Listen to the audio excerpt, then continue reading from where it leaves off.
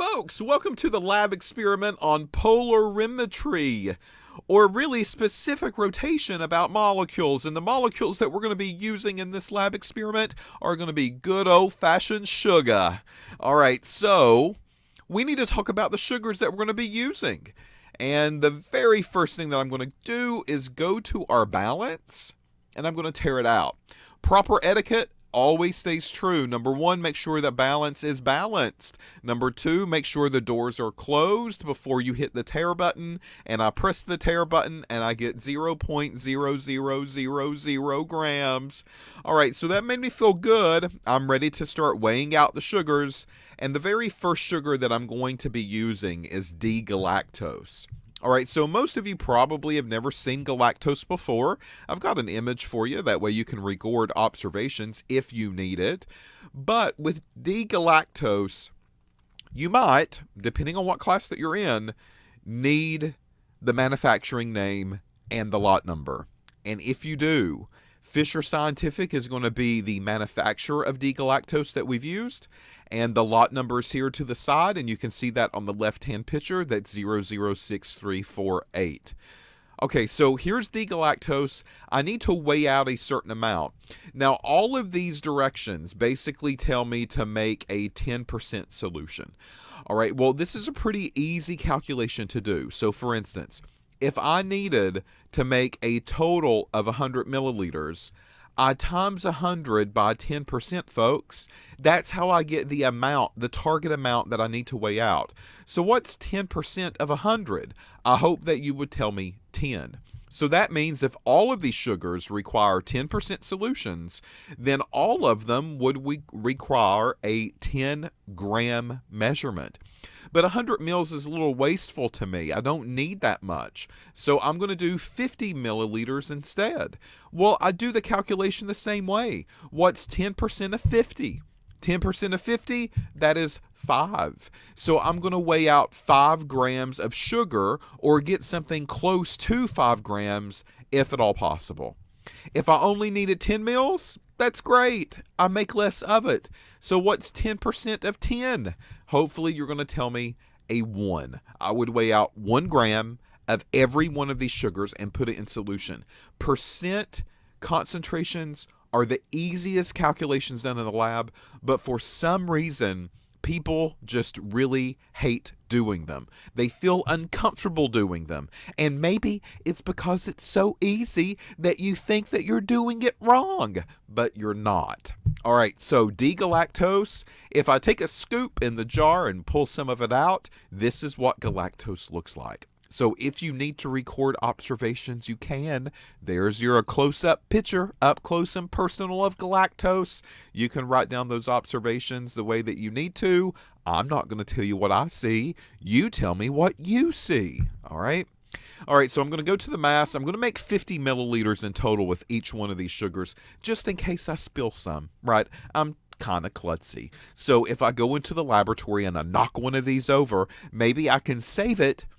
And if I can save it and I'll have enough to do my measurement with, that's all that matters. I don't have to redo it. So I am going to make a little bit more than what I would need, but 50 milliliters, folks, that's enough. I don't need any more. I can be the klutziest person in the lab and knock all of them over and still have enough to run when it concerns 50 milliliters. So the mass of galactose is 5.0125. All right, so I'm going to have to transfer that mass over to a volumetric flask. This is typically what people like to do. They like to fold the weigh boats, and when they fold the weigh boat, it's a hexagonal shape, so this powder can kind of dump down into the volumetric flask down here below. I actually used a powder funnel. I don't know if I have a picture. I can't remember, but I used a powdered funnel in order to make these transfers happen. They just allow them to happen a little bit easier without me worrying about losing them. The powdered funnels have a wider stem on the funnel, so that way solid can flow through them pretty easily, unlike the normal funnels that are very narrow and tapered. All right, so we're going to transfer each one of these sugars over to a volumetric flask, and then we need to repeat the process over and over and over and over for our other sugars. So sugar number 2 is going to be lactose. Lactose, you probably would think lactose intolerant. Lactose intolerance means no dairy, no milk, no ice cream, no butter. What a horrible, miserable life that those people must have. However, here's the story with lactose. What most people don't realize is that the human body normally is lactose intolerant. The problem is that in the United States diet, we typically keep milk product in our diet. So we never get away from it. So we eat it with our cereal in the mornings, and we eat ice cream and, all of these other kind of dairy loaded rich products in the American diet. So our body never really becomes lactose intolerant, but if you did take out milk product at a very early age and you just didn't eat it, naturally everyone would become lactose intolerant. That's just the way that it is. And if you look at culinary across the world, those culinaries that do, or culinary diets that do not use a lot of dairy, a lot of those people will become lactose intolerant as well. So it's very common in other foreign countries other than United States. All right, so here's lactose, and lactose comes from Carolina Biological. That's the company that has made the lactose that we've ordered, not made it, but that we've ordered it from. And the lot number over here to the side is AD9146-19. AD9146-19 in case you need it. All right, the lactose. Again, you make your observations on what you think this lactose looks like. Surprise! White powder. Yeah, okay, here we go again. Seems like everything we use in a lab is going to be a white powder. This is no exception. All right, so I'm going to go to the balance. I'll tear it out, and then I'll put my lactose on it, and I'll get 5.1518 for the mass. And then I set that to a side, and I go on to my third sugar. The third sugar that we're going to use is fructose. Fructose because it is a common sugar found in fructose. Ha ha ha. Who would have thought? Okay, so fructose comes from Fisher Scientific. And then if you look at the lot number, it's a pretty long one. It's 3AJAF13012612. In case you need it. Also notice the expiration date on here is October 2015. But guess what, folks? We use chemicals past the expiration date. What's going to happen to them? So if this was a regulated laboratory environment, I would trash these. I would have to. I could not use these. And a lot of people think that it's a money gimmick. But October 2015 would have been it. And I would have had to trash it. I would have had to dump it. I would have had to dispose of it. But in an academic lab, we get by with many things, and this is one of them because, as maybe I've said before, we have chemicals dated back in the 1970s. And those 1970 chemicals work just as good today as they did on the day that we ordered them. Of course, I wasn't there when they ordered them in the 1970s, but that's another story. All right, so here we're going to tear out the balance, 0.0000. And here I did a boo-boo. I did a boo-boo because I did not take a picture of the mass. But I wrote it down because I had a lab notebook that I was writing in. So I was at least able to pull 5.1048 gram from that mass that I used for this particular sugar. I just forgot to snap a picture of it before I took it off of the balance and went away with it. All right? So 5.1048 grams. See what a proper documented lab notebook does for somebody? It saved me here. Okay, so here's the look of fructose. Fructose, I didn't put it on the scoop, but I went ahead and transferred it into the volumetric flask, and that's what you're seeing inside of the volumetric flask here. All right, so once again, if you need to make observations, you can do that there. And finally, the fourth sugar is sucrose. And sucrose is just really your good old-fashioned table sugar that you use at home in your kitchen. Sucrose is just a fancy name for sugar, right? So sucrose comes from Fisher Scientific, and the lot number on the sucrose is AD110888. AD110888. So again, if you need that information, it is there for you. And in case your screen's kind of super tiny and you can't read the lot number, then you can just pull me back, rewind me, listen to me again, if you can stand to listen to me again, right? Okay, so I need to take sucrose to the balance. I didn't take a picture of it tearing out again. I thought that was somewhat unnecessary at this point, right? So there's the weight of the sucrose, or the mass of the sucrose that we are going to be using in the experiment. So it's 5.1862. All right, close up, sucrose, as you can imagine, it looks just like what you think it would look like. Yet again, it's another white crystalline powder, depending on how and what version that you use. These are more granulated, though, like the granulated sugar that you use at home. Also keep in mind that during all of these transfers, these masses were great and all, but folks, it's very difficult to get everything transferred from the weigh boats. So, I go back and I'll take a look at this mass of sucrose, 5.1862. And that's great. I can write down 5.1862. I can do calculations using 5.1862. I probably lost some in the transfer, though, when I put it into the volumetric flask. So the amount that ends up getting into the volumetric is probably going to be a little bit less. So if my numbers don't perfectly match up at the very end of this experiment, this could be one of the reasons. The other reason is actually going to the volumetric flask and overfilling the volumetric flask a little bit when it concerns these solutions. So if I go above the line or if I go below the line, that affects the concentration and that affects the readout on the polarimeter instrument. All right? So at this point, what happened is that I took all of my volumetric flask, and my volumetric flask had some solids down here in the bottom, and those volumetric flask were pretty important because they have an etched line up here at the very top. Folks, we are really delving into the world of analytical chemistry here, so that means everything has to be as exact as possible. The masses have to be exact.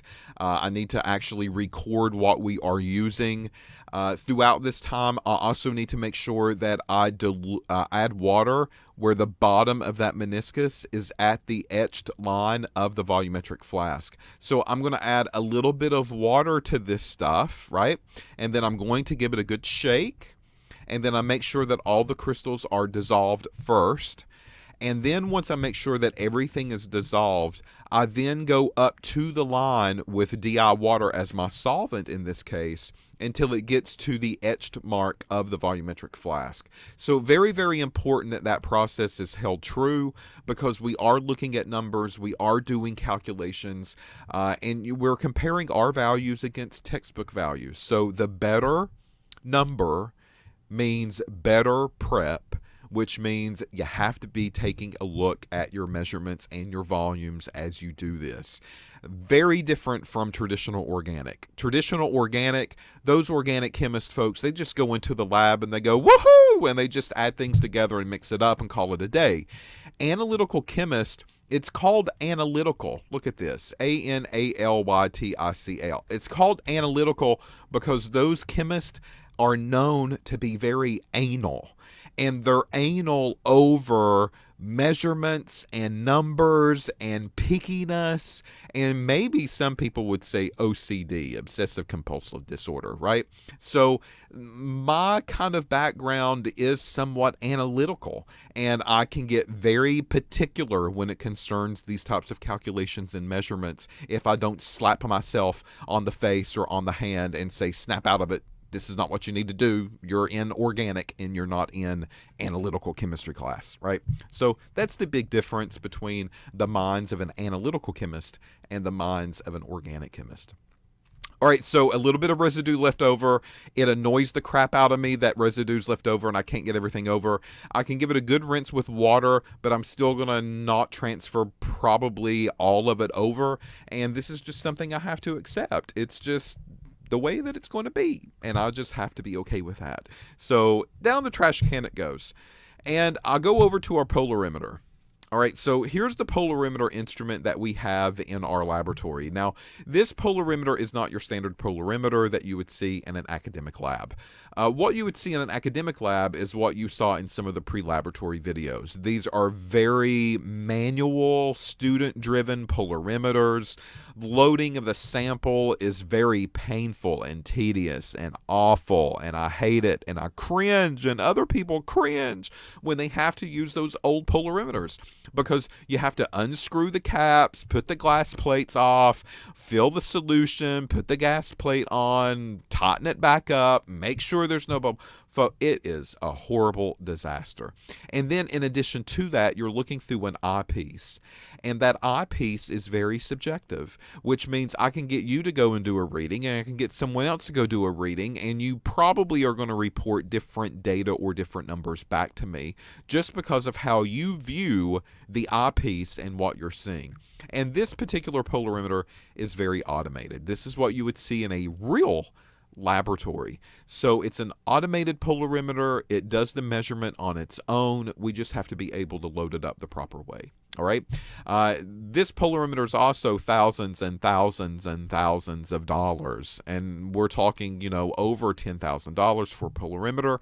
So this is something that we like to brag about when we can, because we did make an investment for everyone to be able to use this type of technology. And that's really what the chemical technology program, at least, is about in our laboratory. All right, so here is the polarimeter. My hand is in here for reference because this is the door, the access door that you will use to get your sample on the inside of the instrument. I'm going to grab a hold of the door and I'm going to pull it open, and on the inside you're going to see the polarimeter cell that's here. Our polarimeter cell is made a little bit different again than the ones that you saw in the pre-lab videos. The reason is because I cannot stand those polarimeter cells that are in that videos. So what we've chosen for our polarimeter is a stainless steel cell. The reason is because in the past, if you were handling the glass polarimeter cells that you saw in those pre-lab videos, they have a tendency to drop and break, especially in an academic lab. So I just don't want to order polarimeter cells left and right just because someone is mishandling them or someone is dropping them. This one is in a metal cage. So if you do drop it, chances are you're not going to damage the cell. Yes, this is way more expensive, but in the long run, that initial investment was worth it for us. The other thing I like about this cell is that in the pre-lab videos, you saw them unscrew one of the ends. It doesn't really matter which one, they both come off. And you saw them unscrew the black piece, the gasket that goes on it, and then they slid off a very small glass plate that can also break. And then they filled the solution up on one end, and then they slid the glass plate back on, and they tightened the caps back on. And if you over tighten them, then that glass plate is going to break. And if you have a broken glass plate, folks, it's not going to work in your polarimeter. Sorry. You're going to get leaky solutions, and the cracks will not allow the polarimeter light to go through one end and out the other. It's not going to work. So this polarimeter cell is made a little differently. First, it's not glass on the outside. Second, you load the sample up from the top, and you can actually load it from either side. It doesn't matter. I'm left-handed. I go left-handed every single time. So either one of these, perfectly fine. Just get your sample in it. That's all that we ask. Just get it in there. And the way that we get it in there, you'll see in just a second, is with the help of a syringe. All right, so there's our polarimeter cell, and this polarimeter cell is 0.5 decimeters. We do not need a longer decimeter cell for what we use most of the time. This is the only one that we really have in our lab, and it is actually used for a number of different purposes, and 0.5 decimeters is a perfect length, and it's also a little bit cheaper for us as well. All right, so half of a decimeter. Very important, ding, ding, ding, because that number will have to be used in a calculation much later on. All right, so here is a video of me actually going through the process of zeroing out the instrument and filling the polarimeter cell with here just DI water. DI water was our solvent that we dissolved all of our sugars in, so it needs to be blanked with your solvent. Therefore, it needs to be blanked with DI water in this case. Will it always be DI water as a solvent? okay? Or will it always be DI water as a blank? And the answer is no, okay? Depending on what you're actually using in the lab. Water might not be the choice of solvent to dissolve your compound. If it's something like cyclohexane, then you use cyclohexane to blank it out. If it's methanol, you use methanol to blank it out. If it's acetone, you use acetone to blank it out. So you use the solvent with whatever solvent that you used for that particular lab in order to zero out the instrument. And in this case, it was good old-fashioned distilled deionized water. So DI is what we used here. All right, so let me play the video for you, and I'll cut myself off, and I'll play myself again.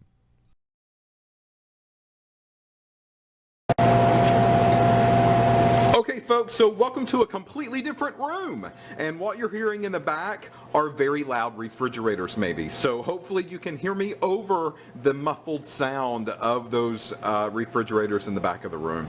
So what you see here is our polarimeter cell. This is the polarimeter cell that we use in our polarimeter.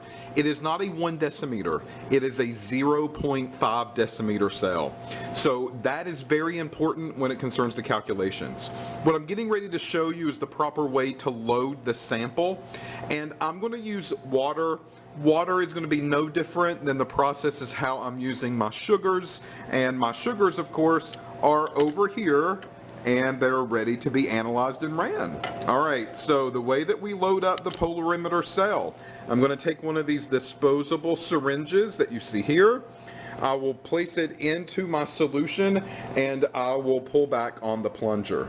So this is going to load the plunger up, my syringe, and on one side I'm going to stick the syringe on one of the attachments, and I'm going to slowly push all the way out into the other end. So let me get this a little bit closer and let me focus it for you.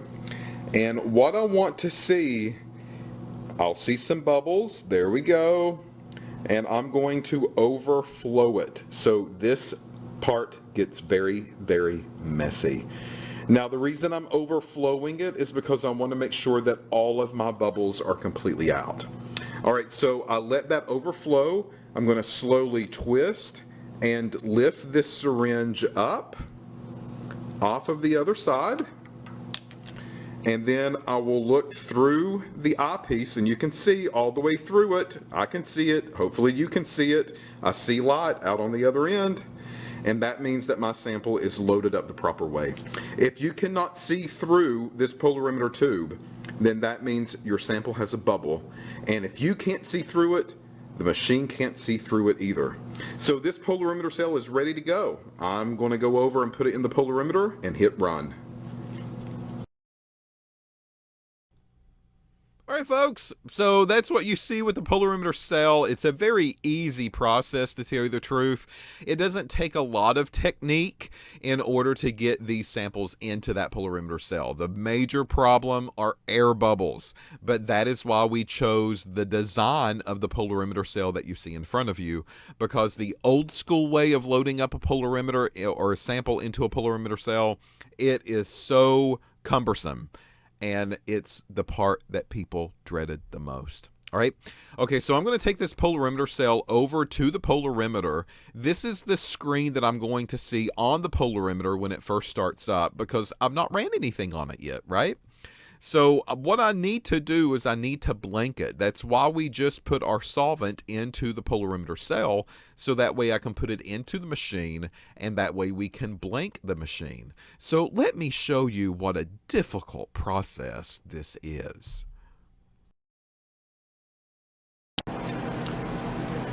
So I'm getting ready to load my sample up in the polarimeter. This is our automated polarimeter here. Here is the sample tube that will have my sugar or my water for a blank, which is one of the reasons I loaded it that way. And I'm just going to set the polarimeter cell anywhere on the inside. It can be pushed up to the front. It can be pushed back toward the back. It can be here in the center. Whatever you decide to do, just keep it consistent and it will be okay. Alright, so my polarimeter cell is going to go inside.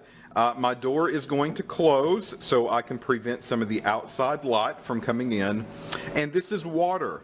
So over here on the big huge touchpad, I'm not going to hit the big red button that says measure. I'm going to hit the button that says 0. All right, so I'm going to hit that and I'll wait a few seconds. It's zeroing itself out very much like a balance would do when it tears itself out. And I should hopefully see 0.00 up here at the top. So it is now ready for my samples. I will load my samples the same way, but instead of hitting the 0 button, I will hit the big red button that says measure. Folks, that's really difficult, isn't it? I put the cell into the polarimeter, I close the door, I hit 0 to 0, and then I just let it do its thing. And it reads on the screen 0.00. And I just got paid $20 or more an hour, depending on my educational background, especially with just a 2-year chemical technology degree. 2 seconds of time it took me in order to run the sample. I mean, come on. Life can't get better, can it? All right, so that polarimeter blank has now been analyzed, and it's ready for me to go to my very first sugar that I'm going to be analyzing on the machine, and this is galactose. So remember I told you that with the volumetric flask, what I would do with them is that I would add water, I would stir to make sure that it dissolved, and then I would take the water all the way up to the etched line of the volumetric. That these concentrations are going to be very important, and measurements and volumes are also going to be very important. Right there was the etched line on the volumetric. I didn't know if you could see that or not, but folks, on this volumetric that you're seeing right now, it's kind of tipped, of course, over to the side, and that is why you're not seeing the bottom of my meniscus on the bottom of that line.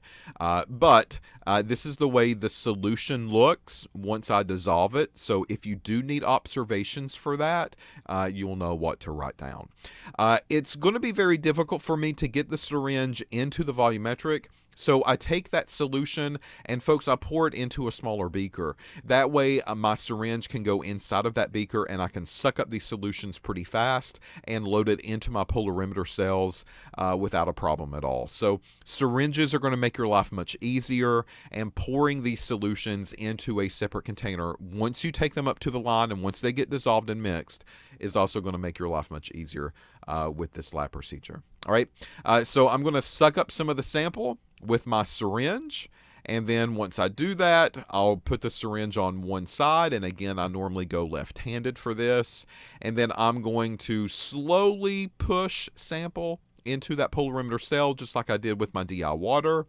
I'm looking for these bubbles to start happening over here to the right-hand side, because if these bubbles are bubbling out, then that means my solution really has went inside of the cell and pushed all the way through like it needs to. All right, so all of my air is getting out of the chamber, and that is a very important part of the sample loading process. Okay, as I said before, it gets very messy. These are sugar solutions. Folks, if you leave them on there, it's going to get super sticky, and no one likes handling a sticky polarimeter cell from somebody else. So clean up after yourself, take some chem wipes, wipe down the outside of the cells, make sure that all of that solution is off of there before you go further and run it and analyze it in the polarimeter. You'll make yourself happy, and you'll make everybody else happy, and you'll make me happy too at the same time. All right, so always make sure that you can see through it. Again, if you see darkness or you can't see light through the other end, then that means there is an air bubble present and you need that air bubble out. So once we have zeroed the solvent, zeros for zero, measure will be for measuring our samples that we want to run.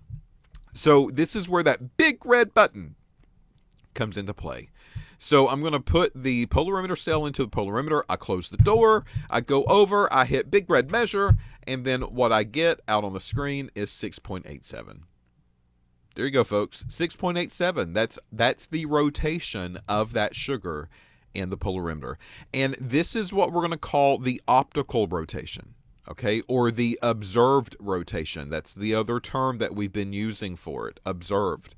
That is not the specific rotation. Remember, specific rotation is based on the length of the polarimeter cell, which is 0.5, and the concentration of that sugar. And that concentration you can calculate because you know gram and you also know milliliters that we used. The other thing I want you to keep in mind, this is not the proper date and this is not the proper timestamp. We just never went into the settings to set the proper date and time of the polarimeter, so this is not a big deal for us. It doesn't really print out anything. We just record our data and what we see. So that date and time means nothing if you're looking on the screen about what's there. All right.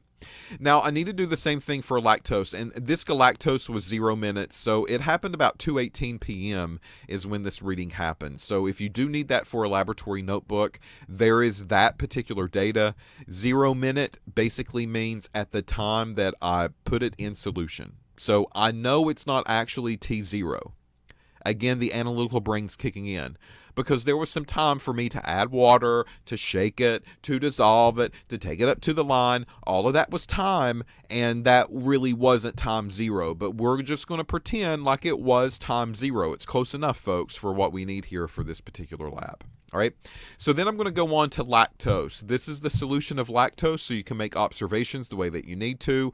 Keep in mind the solution needs to go all the way up to the etched mark of the volumetric, and that's what you see right there. I put the lactose into the polarimeter just like I did galactose. There's no difference here. And lactose at time 0, that readout is 4.11. 4.11.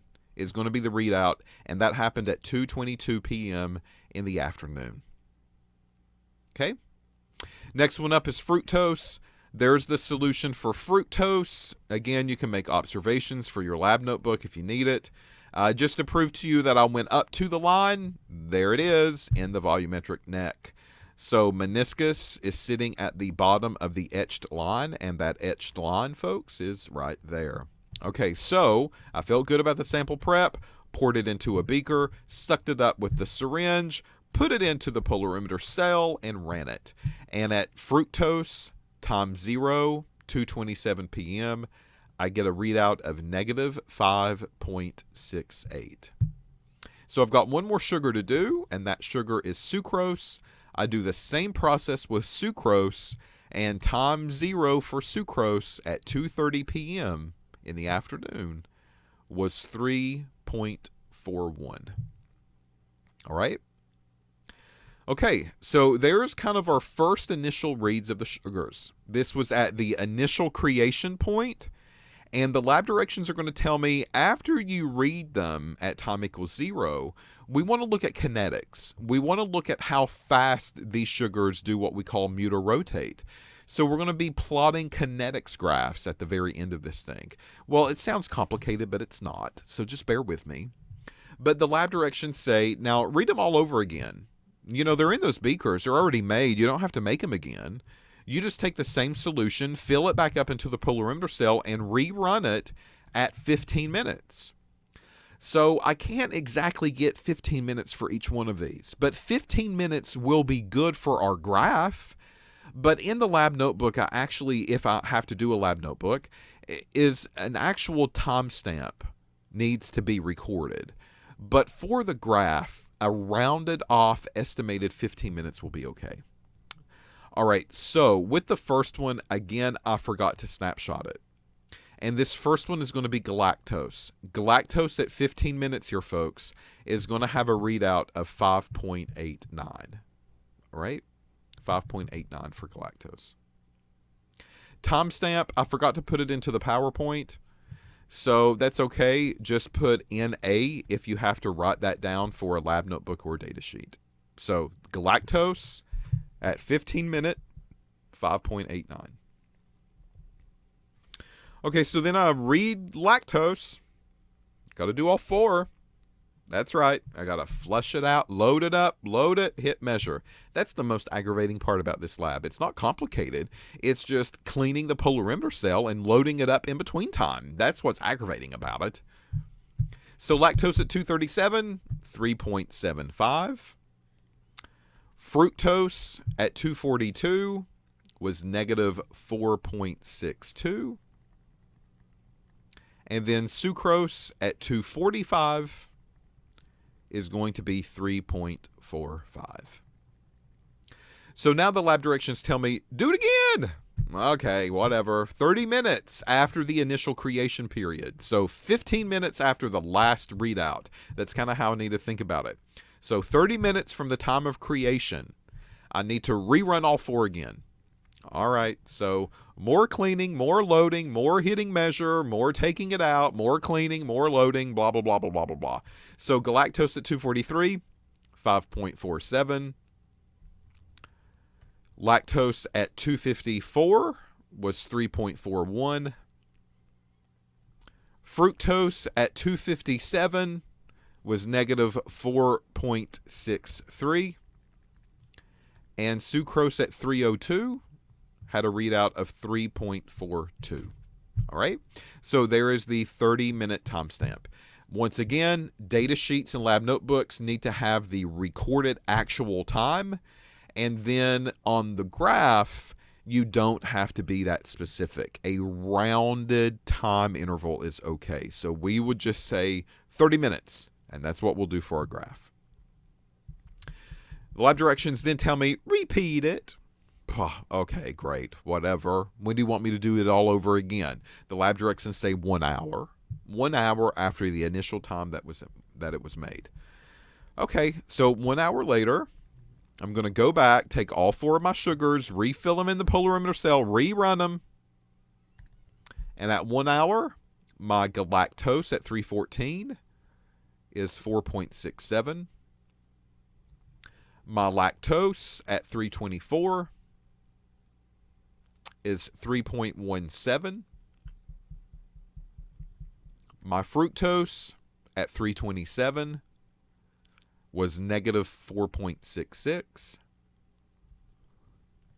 And my sucrose at 333 was 3.45.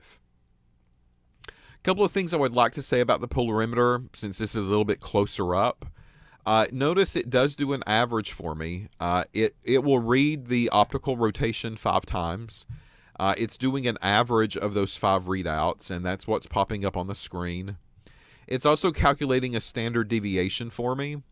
The standard deviation is how close those 5 replicate measurements are, and standard deviation of 0 is actually perfect. That means it's getting the same readout every single time that it's doing it. So it feels really, really good about the data that it's generating.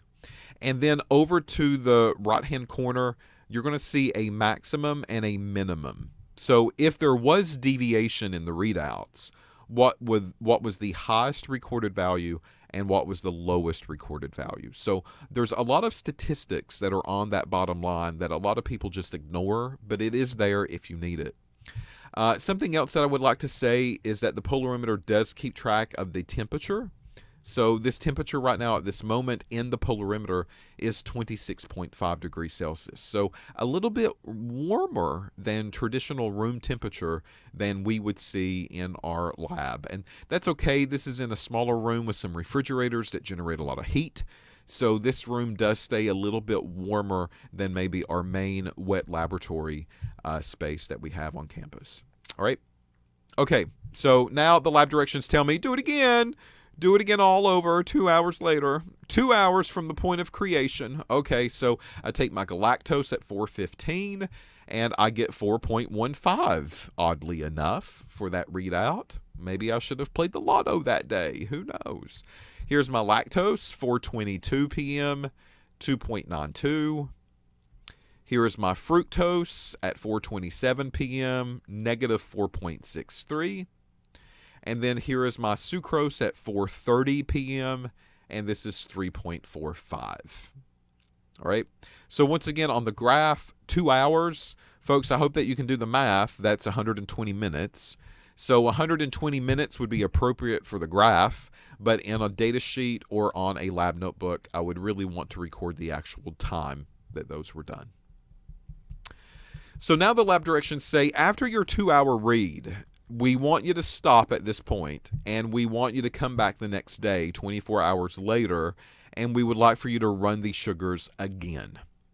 All right, so on the next day, and for me, this was July the 9th, I'm going to wait at least 24 hours, come in, document the time, and then run them. So here's what my solutions look like the day after. Just in case you want to write down observations, or if you need the observations of those sugar solutions, there they are. They really didn't change from the day prior. You know, one of them looked a little milky when we first made it, and then it cleared up over time. And they all now look very homogeneous from top to bottom. They're very clear. I can see straight through them. There's no color associated with them, nothing. It just looks like water in a beaker, which is pretty good. That's what they need to look like. So I take these 4 sugar solutions and I put them back into the polarimeter cell and I read them one by one. All right, so this is 24 hours later at least. So 2:49 p.m. on the next day. This was galactose, and my readout was 4.04. Then I do the same thing with my lactose. That happened at 2:50 that day, and that readout was 2.73. The fructose that I ran at 2:51 p.m., negative 4.83.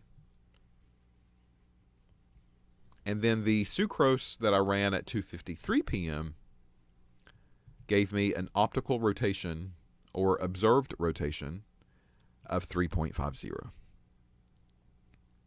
Once more, actual times are important for lab books and data sheets, but when I go to graph these, I will just assume 24-hour stamp. So how many minutes are in 24 hours? That is the number that you will plot for that graph. All right, so part A of the experiment is now finished. Okay, the kinetics part is done. It's over. So I have made sugar solutions, 4 different ones. I've ran them on a polarimeter. I've tracked their observed rotation. Did they change? If they did change, how fast did they change? And the graphs will give me that information. All right.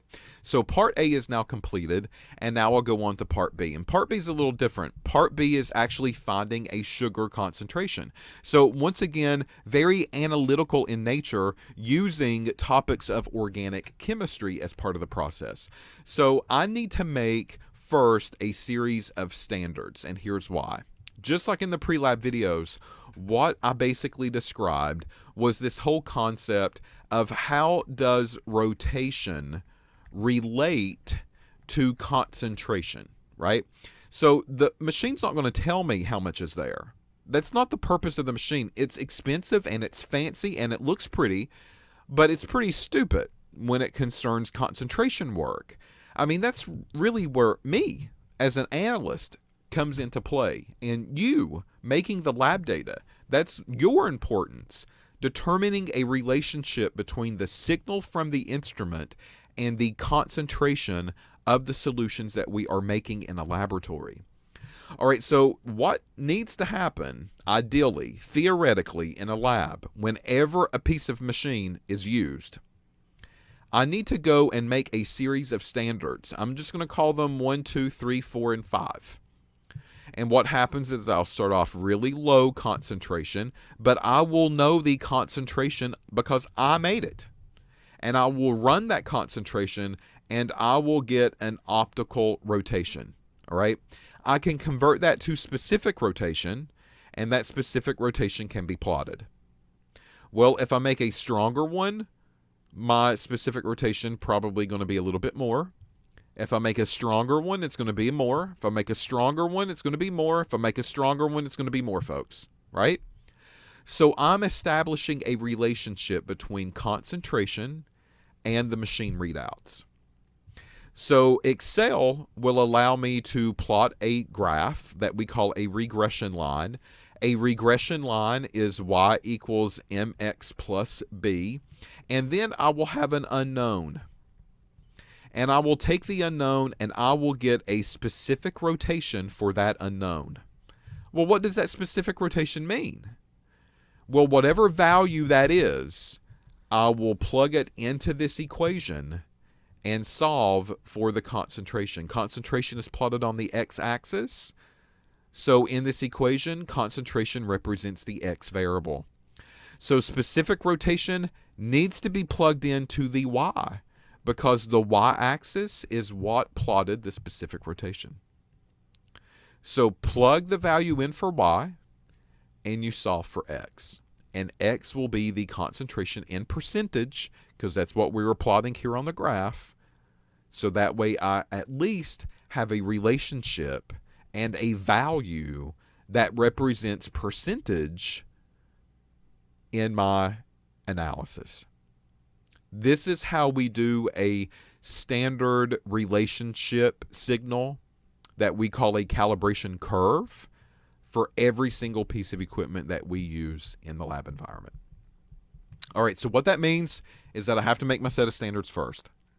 So I go to the balance, 0.0000, just to prove to myself that it could tare. I put the weigh boat onto the balance, and I hit the tare button again, 0.0000. Felt good about that. I then go and weigh out an amount for standard number 1. Now, for standard number 1 through standard number 5, it tells me the concentrations that they would like for me to prepare. All right, so here, yet again, I did 50 mils in total. Okay, 50 mils. And the lab directions are going to give me percentages, different percentages to make all the way through. So if I do that percentage times 50, this will give me an amount as far as grams go, a target amount. Well, I'm probably not going to be able to get that number exactly, right? I mean, I'm going to drive myself crazy and I'll be there forever if I try to do that. So as long as I get something close, I can write down the mass number for my lab notebook, and then I can go through and calculate what we call the actual concentration in terms of percentage here. So I'm going to take 1.7502 divided by 50 times 100 to get percentage. That's the number that I want to use to make my graph with. All right.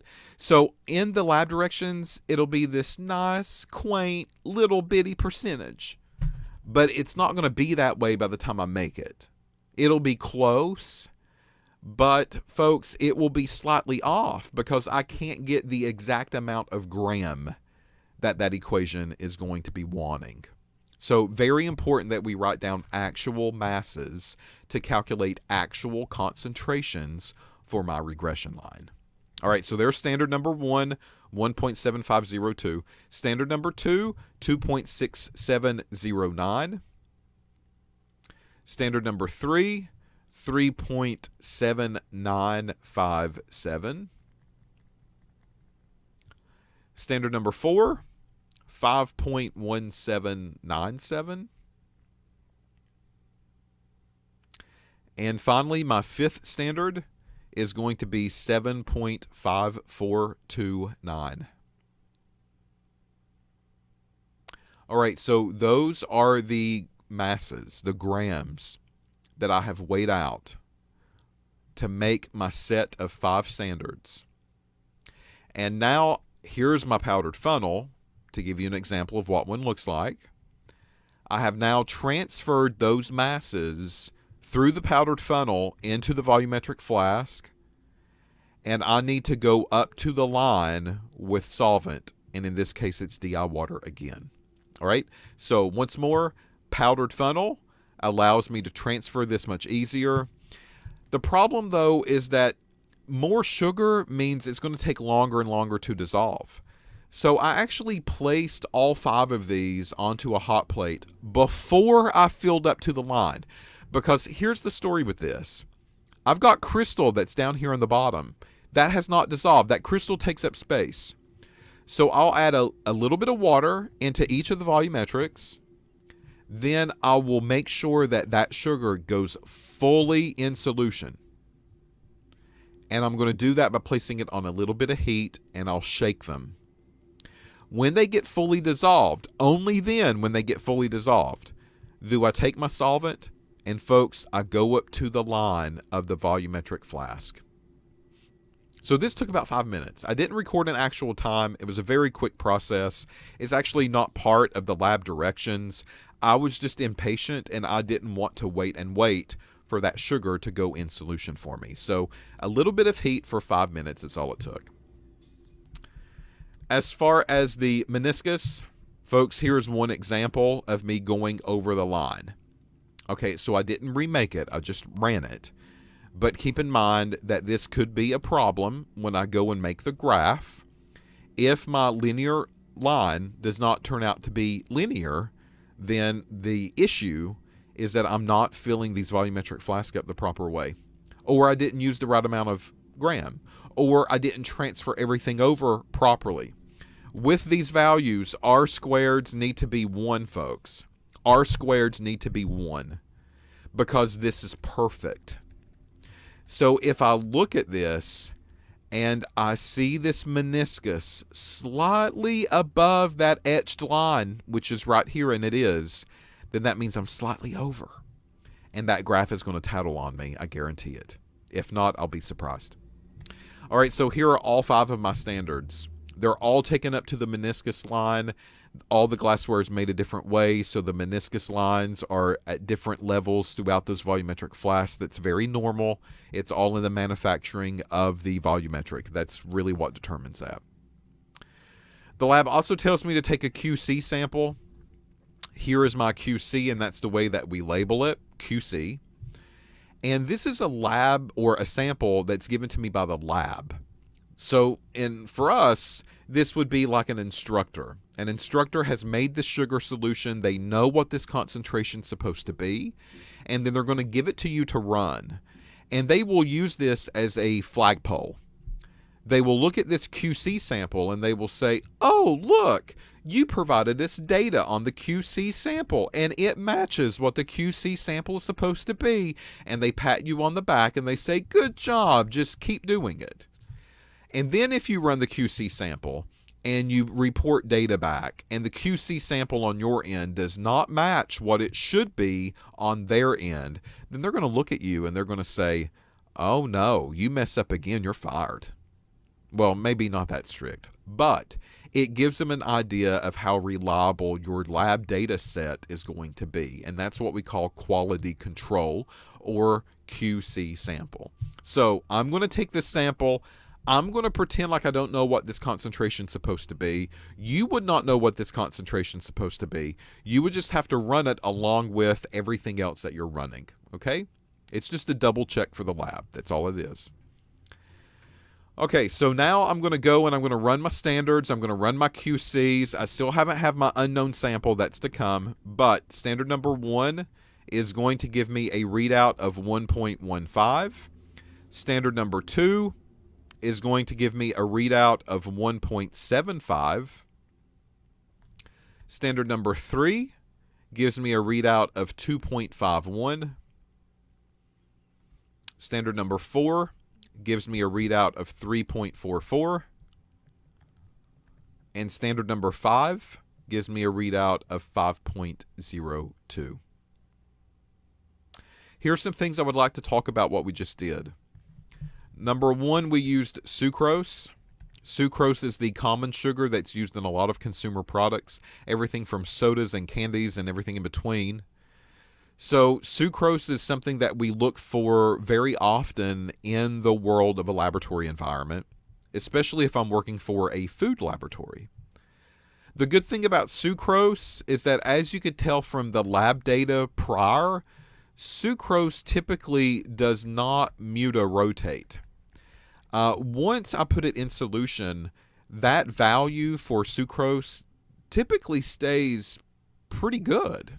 There's no major fluctuations in it, which means that in this case, I did not have to make a sugar standard, a set of them, and I did not have to have a waiting period before I could run them. Sometimes I do. Depending on what sugar that I'm actually looking for, sometimes I do. So, sucrose, very nice. Don't have to do that. It doesn't mutarotate. It doesn't change over time. As soon as I put it in solution, dissolve it, take it up to the line, folks, that observed rotation is going to stay pretty consistent over at least the next 24 hours. Unlike some of the other sugars that do change depending on time interval. So if I'm reading a lab direction, and if the lab directions say make a set of standards but don't run them until 24 hours later, if it's a sugar, I now know why. If it's specific rotation, it needs some time to stabilize out in solution before I run them. That's why we do that, okay? So then I'll run the QC sample, and the QC sample is going to give me a readout of 2.13. Okay, so the last part of this part B part of the procedure is taking a sugar solution. And this is what we gave you in the lab. So Tarani is like Monin. It is just a sugar syrup, basically, that's flavored. You go to any of the local coffee shops that are around, they are probably using Tarani or Monin in some of their flavoring. A lot of sweet teas, if you get flavored sweet teas at the restaurants, use this type of flavoring. They just give a couple of pumps into the sample that you're getting ready to mow down and guzzle down, and away you go. All right? So these are sugar syrups that are flavored sugar syrups. I chose the vanilla because, folks, quite honestly, it was clear. I can read colored solutions in the polarimeter. That's not a problem. But I just felt a little bit better about this one because it was very similar to the sugar solutions that we were running as a standard. So I didn't want any kind of complications to happen. Tarani syrup was also probably on sale the day that I purchased this as well, which is another reason that I chose that brand over another one. And on the back of the nutrition label, you're going to see the amount of sugar that is supposed to be in the Tarani syrup. And hopefully when we run this on the polarimeter and we plug it into our calibration curve, I will get something close to that percentage. All right, so how do I do that? Well, if I look over to the right-hand side, here is the total sugar concentration, 19 gram. Right there we see it. And that 19 gram is in a serving size. And that serving size, folks, is 30 milliliters. So I will calculate this percentage just like I calculated all the other percentages, and that's why we got you to do that. So 19 grams in 30 mils. Calculate a percent of sugar that is supposed to be in the Tarani. So I took the Tarani straight out of the bottle, and I put it into our polarimeter cell. And when I did that, I got a readout of 20.73. Now, here's the thing on the analytical side. Here's the highest standard, standard number 5. My highest standard was 5. My sugar solution I just ran, 20. Normally, you can't do this. If I see that 20, normally what I would have done is I would have taken the sample, I would have diluted it in order to get it in the range of the standards that I have made. And the cap here is going to be 5. So if I was in a real laboratory, this is what I would have to do. I would either have to, number 1, take my sample, dilute it down to get it in range, or number 2, make stronger standards. Maybe I should add a standard 6 and a standard 7 and a standard 8 on here, and I need to go higher and higher and higher in the percentage. But I didn't, because I did what the lab directions told me to do. So here's the thing. If I take the 20.73 and I plug this value in for y in the linear regression line, and I solve for x in order to get my concentration, and that will be in percentage. When I compare this percentage to the actual percentage that is on that label that we showed here, let me go back to it, right there, 19 grams and 30 mils. Change it to a percentage, that's your target. If my value is a little bit off from the actual theoretical one, then this could be one of the reasons. My sample had an observed rotation that was outside of the working range of the standards that I prepared. Meaning, this sample is reading 20, folks. We're only confirming that this works up until observed rotation of 5. What happens after that? I don't know. I don't know. You don't know. Unless you make standards that include those values. That's the only way that you'll know that. And we did not do that here. So once again, analytical brain coming out. This is one of the things I don't like about the lab, but folks, quite honestly, it's worked in the past, so I've kept it. but it's one of those things that do quite annoy me.